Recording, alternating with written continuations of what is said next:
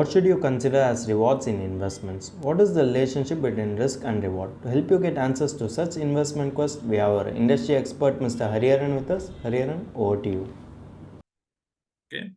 And when we talk of rewards in investment, it is not returns. Let me explain this.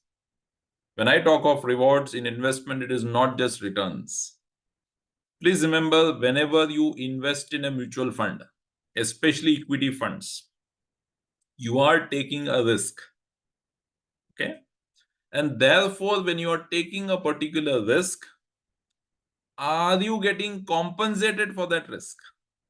Are you getting rewarded for that risk? Is what I want to imply here. It is not just that my fund has delivered 30% CAGR. No. I have invested in a fund ABC. That fund is carrying some risk.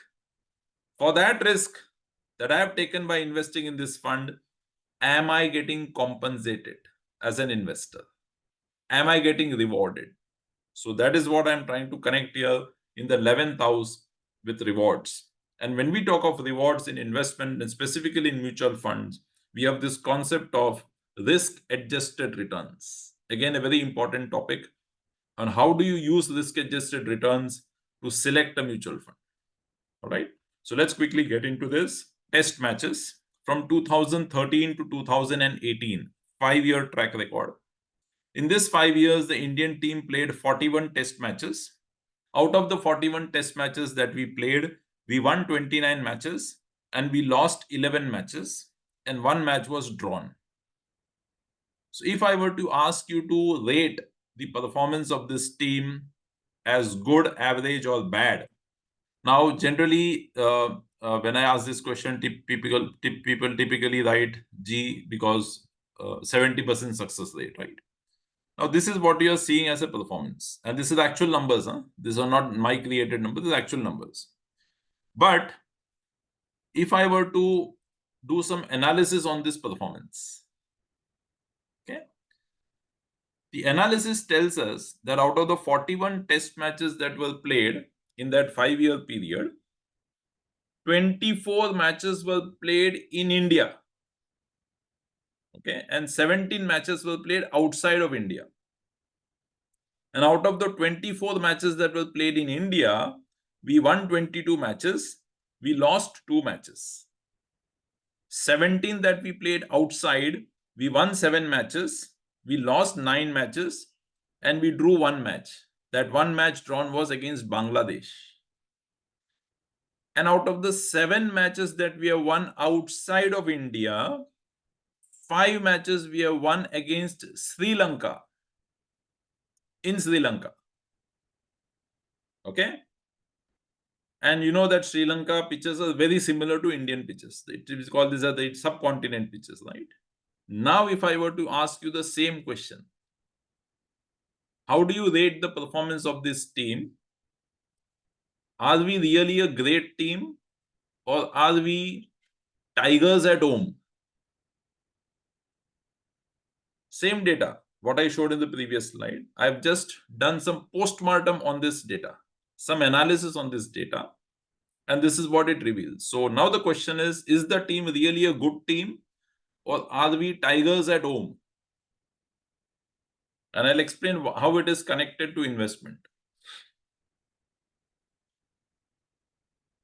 Okay, so it's like this. Again, we talk of relativity. You know that I've invested in a fund ABC, 100 rupees has become 80. My friend has also invested in another fund XYZ. That fund has become 70. So I feel happier. I have lost 20, he has lost 30. Right? So that's again a bias. But again, that's a bias that, I have lost 20, somebody has lost 30. That's called the theory of relativity. And I feel that I'm better off. Right? That's also a bias. Anyways, so if you were to purely look at the team's performance, you will find that the earlier data told us that we have won 70% of the matches. It's a wonderful team. But the moment you deep dive and analyze, you find out that the numbers look good, but most of the matches that we have won We have won it in India, which is on home conditions. So we are not as great as what the earlier slide told us, right? What does this have to do with investments?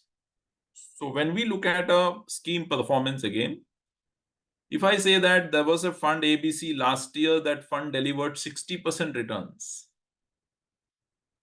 you will say, wow, great performance, fantastic. But to generate that 60%, I, as an investor who invested in that fund, has taken a significant amount of risk. And therefore, the question to be asked is, for the risk that I have taken as an investor, has the fund manager delivered the performance? Now, 60 looks very good, but maybe if I do some post-mortem, maybe do some analysis, it might reveal that 60 is not that great. Okay, which is what we are going to understand in this topic now, of risk-adjusted returns belonging to reward. Okay, so let's understand what are the various risk-adjusted parameters. We have got something called standard deviation. We got beta. We got Sharpe ratio. We have got Jensen's alpha, and we have got capture ratio. Okay, so we will understand each one of them quickly. This is again a technical topic. I will try to make it as simple as possible. And this is again some of the risk-adjusted parameters that investors should look at before you select a fund, right? So let's start with the first one, which is standard deviation. As the name suggests, it is nothing but what is the spread of returns. Okay. Now, what that spread means is that, so one is standard deviation measures what is the total risk in the fund. What is the total risk in the fund? It measures the volatility of the fund. So I'm sure, let me give a very simple example. Many of us would have, when we were young, played on that swing, Jula swing. The swing that you and I perhaps played were the small ones, right? Which would go from, say, this part to this part, right? So if you were sitting in that swing, you were enjoying that swing, the risk was very limited, in the sense that even if you fall from the swing, you might just get some bruises, or in the worst case, some fractures, right? Compare that with the swings that you today go into some of those play games, play zones. I don't know what is called, those places where you have those huge swings. If you sit in those swings, you are taking a higher risk. The excitement could be higher. The growth potential could be higher, but the risk is very high. So if you compare that swing can go from so high to so high. So the spread of that string coverage is so much, okay, compared to the smaller swing, which will only cover this much. So therefore, when you look at it, when we talk of standard deviation, it is the volatility or the spread of returns. Longer the spread, higher is my volatility, higher is the fluctuation. Smaller the spread, smaller is the volatility, smaller is the fluctuations, lesser is the risk. So from an investment perspective, let us look at this. You look at a fund and you say that the fund has delivered 12% return in the last 3 years. And this fund has a standard deviation of 6%. Now, where is this data available? This data is available in the fact sheets. So 12% return, 6% standard deviation. So what it means, how you interpret this data is, you do 12 plus 6. So the swing goes on the positive side plus 6, negative side minus 6. So 12 plus 6, 18, 12 minus 6, 6%. So what it tells us is that, generally speaking, the fund's performance ranges between 6% to 18%. Right? Now, this 6% has no value unless you compare it with somebody else. So if I have another fund which is 12% returns, but 10% deviation, what it means, 12 plus 10, 22 on the right-hand side, 12 minus 2, 2 on the left hand side. So this fund will deviate from 2 to 22. The one that you're seeing on the screen will deviate from 6 to 18, which means this fund is more stable as compared to the other fund. This fund is less fluctuating, less volatile as compared to the other. And that is what standard deviation captures. It's a measure of the risk in the fund. What is the extent of volatility in the fund? And therefore, when you select funds, remember the concept that higher the standard deviation, higher is the fluctuation, higher is the volatility, higher is the risk. And therefore, when you want to select funds, first important point, compare within the same category. So if you're looking at a large cap fund to select from, you'll have to look at all large cap funds and their standard deviations. If you compare the large cap fund deviation with the small cap for standard deviation, small cap is assumed to have higher standard deviation. That's incorrect. You have to compare apples with apples. And once you have compared, select the fund which is the lowest in terms of standard deviation, because you don't want fluctuations. You don't want too much of volatility. So standard deviation helps us to find out what is the extent of fluctuation, volatility in the fund, and therefore you choose it, select within the category, and choose the fund which has the lower standard deviation, right? Let's go to the second one, which is beta. Now, beta is essentially talking of what kind of returns can I expect from a fund relative to market. Okay, please remember the word is relative to market. So market is supposed to have a beta of 1. I could have a fund A which is having a beta of 1.2. I could have another fund which has a beta of 0.8. Now let's understand how this works. So beta is relative to market performance. How much can my fund perform or deliver? So if I have fund A and B, and if the market has delivered 10% positive returns, fund A, which has a beta of 1.2, will deliver 10 into 1.2, which is 12% returns. Okay. So higher the beta relative to market, more is the performance. On the other hand, fund B, which has a beta of 0.8, will deliver 8%. 10 into 0.8, 8%. Okay. So what beta tells us is relative to market, what could be my performance from the fund? So from a cricket example, let me quickly give a cricket example here. Suppose there's a one-day international match. The team batting first has scored 299 runs in 50 overs.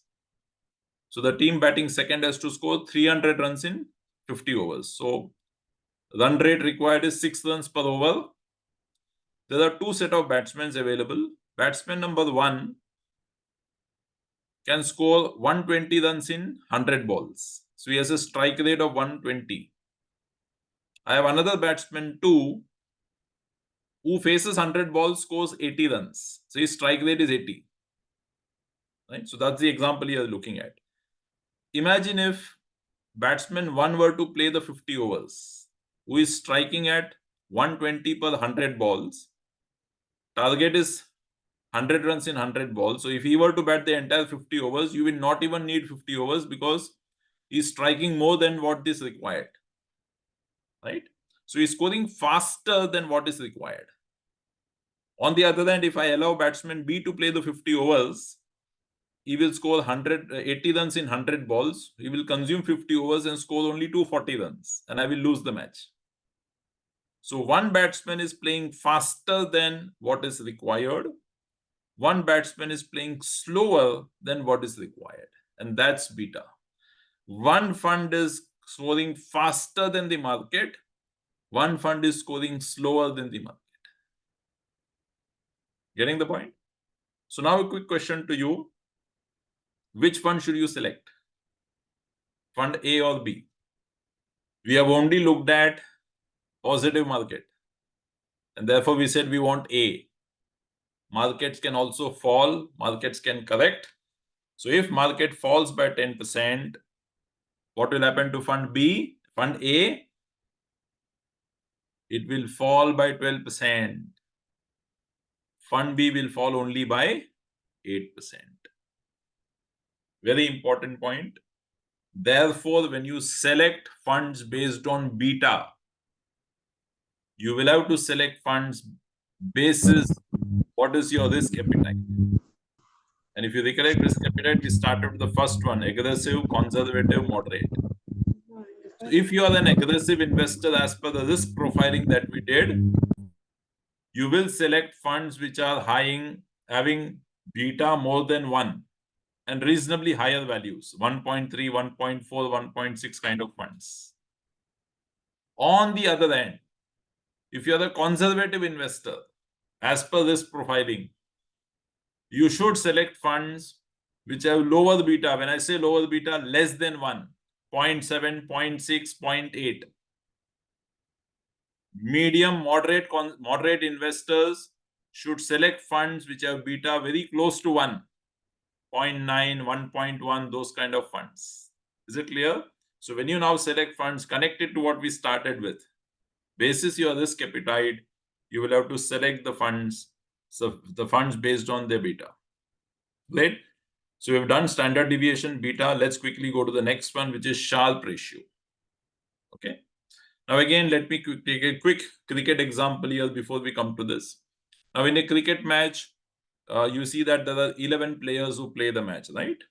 Now when you create the composition of the team of 11 players, the captain and the coach take some calculated risk. Now what is the calculated risk? Depending on which pitch they are playing, where they are playing, they either include one extra batsman or they include an extra bowler, isn't it? So if it's played on a flat pitch, like India one-day match, where 400 runs can be scored, they would want to go with a higher batsman, so that even if the team plays and scores 400, they can chase it. On the other hand, when it's a low-scoring match, pitch is slightly difficult pitch, again, they may want to add an additional bowler, additional batsman. Now, that depends. Okay. Essentially, what I'm trying to say is the coach and the captain take a calculated bet of either increasing the batsman or increasing the bowler. Now, when will we know that this decision of they playing an extra batsman or an extra bowler is justified? It's only after the match is over, isn't it? So if I have played an extra batsman and that batsman were to score good runs and win the match for the team, I would say that, boss, I have done a great job. I selected him. On the other hand, if I have played an extra batsman and that batsman gets out in the first ball, my decision is gone, right? Similarly, bowler. I have taken an extra bowler. That bowler bowls very well, picks up 3 wickets, does not give too many runs. I will say that my selection was wonderful. On the other hand, I have taken an extra bowler and he's taken for runs. He's given 80 runs, 90 runs in 10 overs, not taken any wickets also. My decision of selecting extra bowler has backfired. So if you go back to where I started this topic of that cricket example of Indian team winning so many matches, you look at a particular number and you say that wonderful job. But to get that wonderful job, you have taken a risk. Am I getting rewarded for that risk? And that is what Sharpe ratio tells us. So Sharpe ratio tells us that if I have 1 lakh rupee to invest, I can go to a State Bank of India branch, do a fixed deposit with SBI for 3 years or 5 years. And let's hypothetically assume SBI gives me 7% returns. Is the 7% return guaranteed? Yes. Is it safe? Yes. On the other hand, I meet you on the road and I say, why are you doing that FD? You give it to me in mutual funds. I will invest this 1 lakh in a mutual fund. And you agree to do that. So when you agree to do that, you have now taken a risk of giving that 1 lakh to a mutual fund, and the fund manager is going to deploy this money in stock market. He's going to take that risk. When is your decision of investing in the mutual fund justified? If you get returns better than fixed deposit, isn't it? If I also deliver that same 7% what FD has delivered, you have taken the risk, but you have not got rewarded. And that is where Sharpe ratio comes into picture. For the risk that you take as an investor, and as the fund manager takes the risk in his portfolio, is he delivering you the reward? And there's a formula that I've given here, is the return of the fund minus the risk-free return divided by the risk that he has taken, which is measured by standard deviation. So again, don't get into the data perspective, just analyze the data. Same category, you'll have to compare the funds, select the fund which has a higher Sharpe ratio. I don't mind taking a higher risk as long as I'm getting rewarded for that risk. Important. Okay, so analyze within the same mutual fund category. If it's mid cap, compare only mid cap funds, select the fund which has delivered a higher Sharpe ratio. Right? There's another variation of Sharpe ratio which is called as a Sortino ratio. So Sortino is very similar in terms of the formula. The only difference is in the Sharpe ratio, the denominator is standard deviation, and standard deviation can be positive, negative. We have learned that. Sortino takes only downside standard deviation. So wherever the fluctuations is on the negative side, only those data is taken and that formula is applied. So therefore, what Sortino tells us is that how is the fund capable of protecting the losses? Because only taking the downside values. So is the fund capable of protecting the losses? Okay. And therefore, again, higher the Sortino ratio, better it is, which means that in the case of downward market, this fund is better off in protecting the investment. Okay. So again, Sharpe or Sortino, choose the higher one. Sortino is not readily available. Okay. Sharpe ratio is reasonably easily available. So generally people tend to go with Sharpe, but Sortino, according to me, is a slightly better indicator of the reward, especially in a downward cycle, downward market. Risk-free rate is not FD. Typically, as per the SEBI guidelines, it is typically a 1-year treasury bill, which is a security issued by the government of India, is what is generally considered as a risk-free rate for calculating the Sharpe ratio. Okay. The next one is what most of us would be aware of, and that's called alpha. And this is what all of us want in our investment, right? We want alpha in investment. Now, what is alpha? What we generally know as alpha is what is the extra returns that my fund has delivered as compared to the benchmark. Okay, this is what most people know alpha as, but I'm going to talk and introduce you to something which is very interesting, which is called Jensen's alpha. Okay. Now, to explain that, let's look at the table there, which is there, which will explain it. So let's assume I got two large cap funds, A and B, and both have the same benchmark, which is Nifty 50. And the Nifty 50 has delivered 10% returns. Now, actual returns that is delivered by fund A is 12%. Actual return delivered by fund B is 14%. So what alpha we normally look at is extra returns over the benchmark. So benchmark is 10, fund A has delivered 12, so my alpha is 2%. Fund B has delivered 4% alpha. So what I would do, I would go and choose fund B because it has delivered 4% alpha, right? I'm going to share something very interesting, which is Jensen's alpha. Now, what Jensen's alpha says that every fund takes a risk. And for the risk that it takes, there is an expected return from the fund.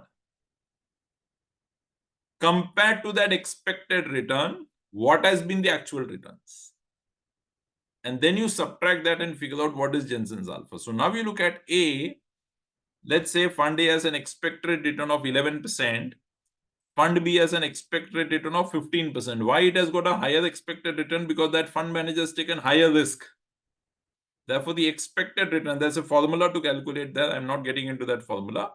So that fund is supposed to deliver 15%. Fund A is supposed to deliver 11%. What A has actually delivered is 12. What B has delivered is actually 14. So now you see, the moment you apply the concept of Jensen's alpha, the expected return, your decision will change. Because now when you compare actual versus expected, fund A has still given you 1% alpha, whereas fund B has given you -1, because it was supposed to deliver 15, it has delivered 14. Again, going back to that point, you and I, when we invest in an equity fund, we assume a risk. That fund manager is taking risk. Are we getting rewarded for the risk? So all these parameters, especially Sharpe and Jensen alpha, is going to tell us, are we getting rewarded for the risk that we take? Because when we don't look at this, we just look at 25% CAGR, we feel happy about it. We got 30% return, fantastic. But possibly that fund which has delivered 30 was supposed to deliver 35. Possible. And that is why all these becomes critical in analyzing and selecting a fund. Right? Let's quickly come to the last one, which is the capture ratio. Again, not many people use it, but it's an interesting one. So capture ratio is essentially what it says is that when the market goes up, how good has been my fund in trying to capture the upside in the market. And similarly, we have a down market capture where when the market comes down, how good is the fund in terms of protecting my downside. Right? So it's an ideal world. What is the ideal world? That you take an elevator or an escalator to go up.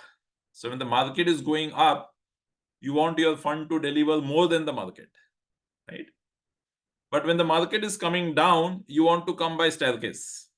You want to come slow, which means when the market is correcting and falling, we want our fund to not fall as much as the market. So it's an utopian world. Okay. But there are these ratios which tell us how is the fund performing in a up market, down market. Right? So the up market capture ratio, the more the up market capture ratio, the better it is. So if market has delivered 10%, my fund has delivered 12%.